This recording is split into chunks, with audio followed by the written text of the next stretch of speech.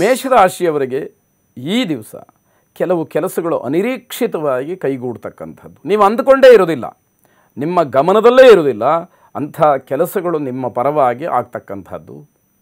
ಅದು ನಿಮಗೆ ಆಶ್ಚರ್ಯ ಜೊತೆಗೆ ಅತಿಯಾದಂತಹ ಸಂತೋಷವನ್ನು, ಮನಸ್ತೃಪ್ತಿಯನ್ನು ಕೊಡ್ತಕ್ಕಂಥದ್ದಾಗತ್ತೆ ಅನ್ನುವಂಥದ್ದು. ದಾಂಪತ್ಯದಲ್ಲಿ ಹೊಸ ತಿರುವು ನಿಮಗೆ ಸಿಕ್ಕುವಂಥದ್ದು.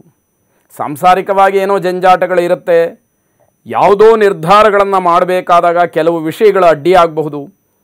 ಆದರೆ ಒಂದು ನಿರ್ಧಾರಕ್ಕೆ ಬರಲೇಬೇಕು ಅನ್ನುವಂತಹ ವ್ಯಕ್ತಿತ್ವ ಅಥವಾ ಆ ಒಂದು ವಾತಾವರಣ ಇದ್ದಾಗ ಇವತ್ತು ನಿಮಗೆ ಅದಕ್ಕೆ ಅನುಕೂಲಕರವಾದಂತಹ ಒಂದು ಸಂದರ್ಭ ಒದಗಿ ಬರುತ್ತೆ ಅಂತಕ್ಕಂಥದ್ದು. ತಾಳ್ಮೆ ಇದ್ದರೆ ಮಾತ್ರ ಶುಭ ಇದೆ ಅನ್ನುವಂತಹ ಫಲ. ಅಂದರೆ ನೀವು ಯಾವುದೇ ಕೆಲಸಕ್ಕೆ ಪ್ರವೃತ್ತರಾಗಿ ತುಂಬ ತಾಳ್ಮೆ ಬೇಕು, ಕಾಯಬೇಕು. ಆಗ ಮಾತ್ರ ನೀವು ಅಂದುಕೊಂಡಂತಹ ಕೆಲಸ ಸರಿಯಾದಂತಹ ರೀತಿಯಲ್ಲಿ ಆಗ್ತಕ್ಕಂಥದ್ದಾಗುತ್ತೆ. ಪ್ರೇಮಿಗಳಿಗೆ ಬಹಳ ಶುಭವಾದಂತಹ ದಿವಸ. ತಮ್ಮ ಪ್ರೇಮ ನಿವೇದನೆಯನ್ನು ಹಿರಿಯರ, ಸ್ನೇಹಿತರ ಮುಂದೆ ನಿವೇದನೆ ಮಾಡಿಕೊಳ್ಳಿಕ್ಕೆ ಅವಕಾಶಗಳಿರುತ್ತೆ. ಆದಾಯದ ಮೂಲ ಹೆಚ್ಚಾಗತ್ತೆ. ನಿಮಗೆ ಬರಬೇಕಾದಂತಹ ಲಾಭಗಳು ಏನಿದ್ರೂ ಕೂಡ ಈ ದಿವಸ ನಿಮ್ಮ ಕೈ ಸೇರ್ತಕ್ಕಂಥದ್ದಾಗತ್ತೆ. ಮನೆಯವರ ಸಹಕಾರದಿಂದ ದಿಟ್ಟ ಹೆಜ್ಜೆಯನ್ನು ಇಡಬೇಕು.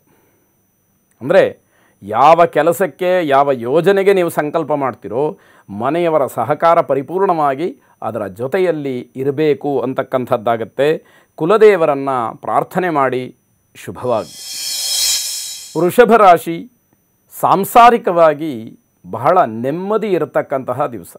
ಕುಟುಂಬದಲ್ಲಿ ಯಾವುದೇ ರೀತಿಯ ಕಲಹವೋ ಅಥವಾ ಮನಸ್ತಾಪವೋ ಬೇಜಾರೋ ಏನೂ ಕೂಡ ಇರೋದಿಲ್ಲ. ಎಲ್ಲರೂ ಕೂಡ ಬಹಳ ಅನ್ಯೋನ್ಯತೆಯಿಂದ, ಕುಟುಂಬ ಸದಸ್ಯರೆಲ್ಲರೂ ಕೂಡ ಸಂತೋಷದಿಂದ ಕಾಲವನ್ನು ಕಳೀತಕ್ಕಂತಹ ದಿವಸ. ಹೊಸ ಹೊಸ ಯೋಜನೆಗಳಿಂದ ಸಂತೋಷವಾಗುತ್ತೆ.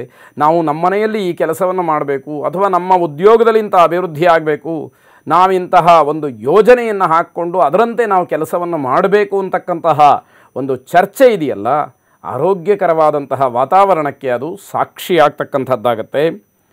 ಕಚೇರಿಯಲ್ಲಿ ಮಾತ್ರ ಕಿರಿಕಿರಿಯನ್ನು ನೋಡಬೇಕಾದಂತಹ ದಿವಸ ಮುಂದೆ ಇದೆ ಅಂತ ಹೇಳಿ ನಿಮ್ಮ ಮನಸ್ಸಿಗೆ, ನಿಮ್ಮ ಅನುಭವಕ್ಕೆ ಬರುತ್ತೆ.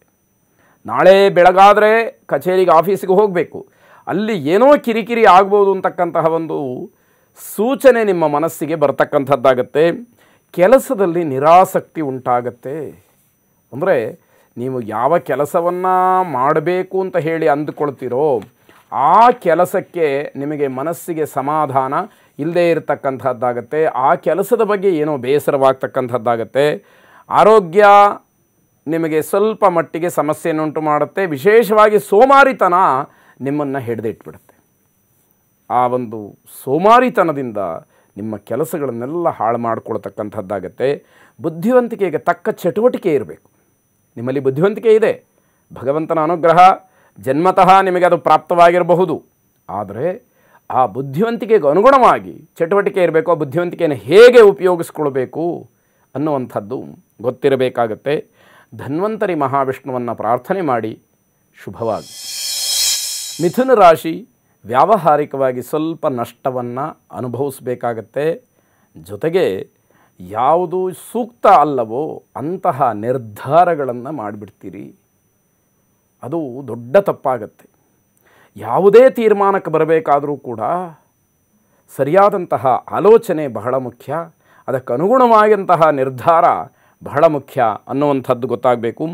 ತುಂಬ ಪರಿಶ್ರಮವನ್ನು ಪಡಬೇಕಾದಂತಹ ದಿವಸ. ಸಣ್ಣ ಪುಟ್ಟ ಕೆಲಸಗಳಿಗೂ ಕೂಡ 10 ಬಾರಿ ತಿರುಗಬೇಕಾದಂತಹ ಪರಿಸ್ಥಿತಿ ಬಂದರೆ ಅಚ್ಚರಿ ಪಡಬೇಕಾದಂಥದ್ದಿಲ್ಲ. ತುಂಬ ದೇಹಶ್ರಮ, ಮಾನಸಿಕವಾದಂತಹ ಶ್ರಮ, ಇದರ ಜೊತೆಯಲ್ಲೇ ನಿಮ್ಮ ಕೆಲಸಗಳಾಗಬೇಕು. ಒಟ್ಟಾರೆ ಹೋರಾಟದ ದಿವಸ ಅಂತ ಹೇಳಬೇಕು.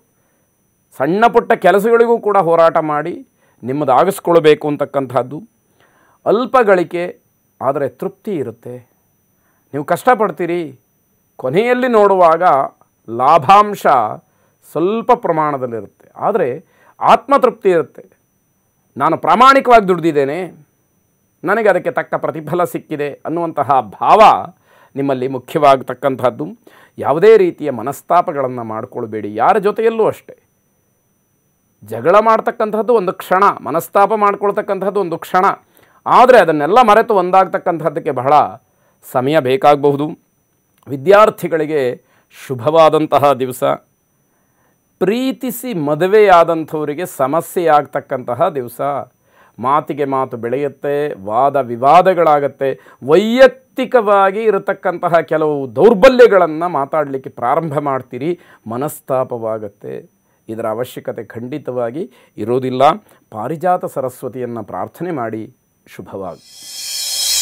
ಕರ್ಕಾಟಕ ರಾಶಿ, ಉದ್ಯೋಗದಲ್ಲಿ ಬಡ್ತಿಗೋಸ್ಕರವಾಗಿ ಹೋರಾಟವನ್ನು ಮಾಡ್ತೀರಿ, ಸ್ಥಾನಮಾನಕ್ಕೋಸ್ಕರವಾಗಿ ಹೋರಾಟವನ್ನು ಮಾಡ್ತೀರಿ.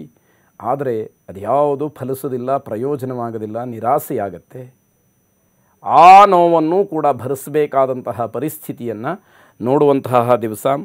ನಿಮ್ಮ ವೃತ್ತಿಯಲ್ಲೂ ಕೂಡ ಹಿನ್ನಡೆಯಾಗ್ತಕ್ಕಂಥದ್ದು, ಅಲ್ಲೂ ಕೂಡ ಸಮಾಧಾನ ಸಿಕ್ಕದೇ ಇರತಕ್ಕಂಥದ್ದು. ಅಂದುಕೊಂಡಂತಹ ಕೆಲಸ ಸಕಾಲದಲ್ಲಿ ಆಗೋದಿಲ್ಲ.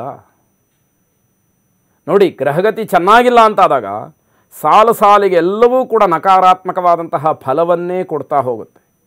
ಹೀಗೆ 2-3 ಅಂಶಗಳು ನಕಾರಾತ್ಮಕವಾಗಿ ಆಯಿತು ಅಂತಾದರೆ ದಿನದ ಅರ್ಧ ಭಾಗ ನಮಗೆ ವ್ಯರ್ಥವಾಗಿ ಹೋಯಿತು, ಅಸಮಾಧಾನವನ್ನು ಉಂಟು ಮಾಡ್ತು ಅಂತಕ್ಕಂಥದ್ದು ಸ್ಪಷ್ಟವಾಗ್ತಾ ಹೋಗುತ್ತೆ. ಇಲ್ಲಿಯವರೆಗೆ ಸಂಪಾದನೆ ಮಾಡಿದಂತಹ ಗೌರವಕ್ಕೆ ಕುಂದು ಬರಬಹುದು, ಕುತ್ತು ಬರಬಹುದು, ಗೌರವಕ್ಕೆ ಧಕ್ಕೆಯಾಗಬಹುದು. ಅದೂ ಕೂಡ ನೋಡಬೇಕಾದಂಥದ್ದು. ಸರಿಯಾಗಿ ಆಲೋಚನೆ ಮಾಡಿ ನಿರ್ಧಾರವನ್ನು ಮಾಡಿ, ಏನೇ ತೀರ್ಮಾನ ಮಾಡೋದಿದ್ದರೂ ಕೂಡ 10 ಬಾರಿ ಯೋಚನೆಯನ್ನು ಮಾಡಿ. ಈಗಾಗಲೇ ಆಗಿರತಕ್ಕಂತಹ ತಪ್ಪುಗಳು ಸಾಕು, ಮತ್ತೆ ಮತ್ತೆ ಅದೇ ತಪ್ಪುಗಳು ಪುನರಾವರ್ತನೆ ಆಗುವಂಥದ್ದು ಬೇಡ ಅನ್ನುವಂತಹ ಅರ್ಥ. ಭೂಲಾಭಕ್ಕೆ ಅವಕಾಶ ಇದೆ. ಚಿಂತನೆಯನ್ನು ನಡೆಸಿ ನಿಮ್ಮ ಯೋಗ್ಯತಾನುಸಾರವಾದಂತಹ ಪ್ರಾಮಾಣಿಕ ಪ್ರಯತ್ನವನ್ನು ಮಾಡಿ. ಅನುಕೂಲ ಇದೆ ಅಂತಕ್ಕಂಥದ್ದು. ಭೂವರಾಹ ಸ್ವಾಮಿಯನ್ನು ವಿಶೇಷವಾಗಿ ಪ್ರಾರ್ಥನೆ ಮಾಡಿ ಶುಭವಾಗಲಿ.